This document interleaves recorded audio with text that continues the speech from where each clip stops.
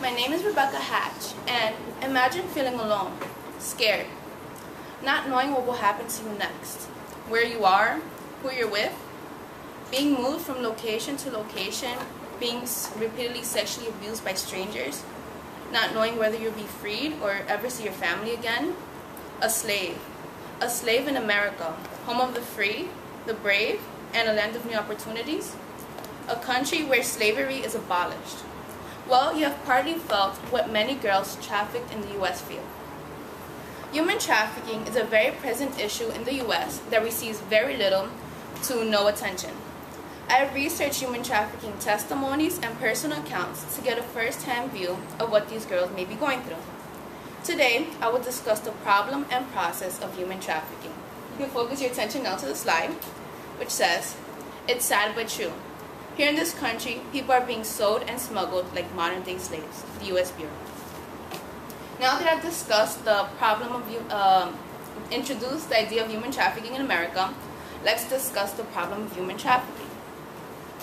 Human trafficking is defined as the recruitment, transferring, and harboring of a person through use of force, coercion, or other means for the purpose of exploiting them. The Federal Bureau has stated that 18,000 to 20,000 people are trafficked in the U.S. yearly, and the University of Pennsylvania has found that 200,000 to 300,000 youth are at risk for being trafficked in the U.S., and 50% are children ranging in ages 9 through 19. The Federal Bureau reports that about 8 in 10 of the suspected incidents of human trafficking were classified as sex trafficking, and about 1 in 10 were classified as labor trafficking. Focusing on the graph, you can see that what is shaded in green are incidents of sex trafficking, and the dark blue are incidents of labor trafficking. Obviously, through the years 2008 to 2010, sex trafficking has greatly increased.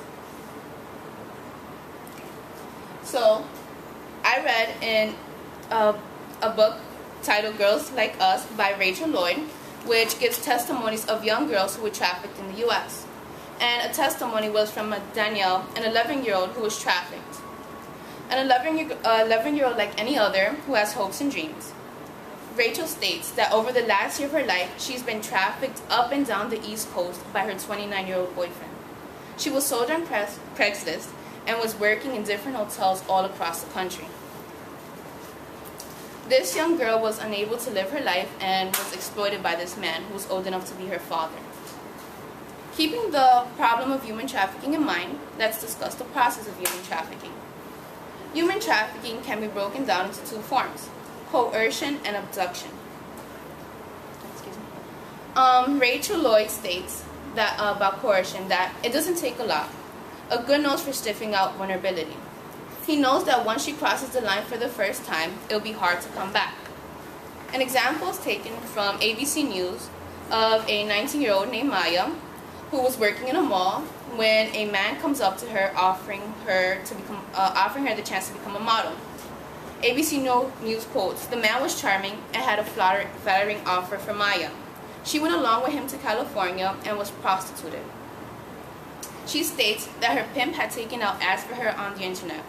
She was kept off the streets and it was impossible for police to track her down. Luckily for Maya, she was able to escape.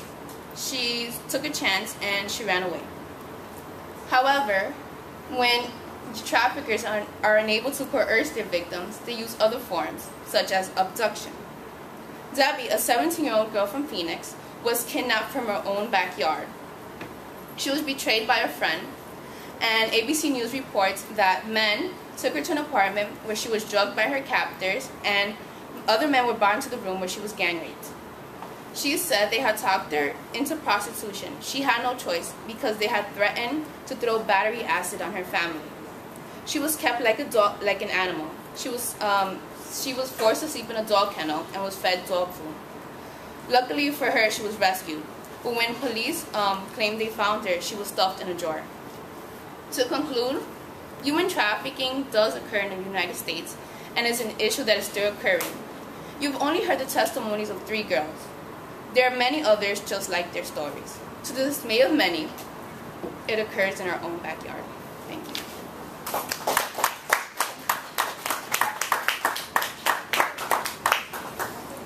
Very nice. Very good. I'm not a nice topic, but a well done speech. Good. The visual aids were presented nicely. You explained them. You had a variety of visual aids. You cited throughout. It was nice conclusion, nice introduction, good transitions.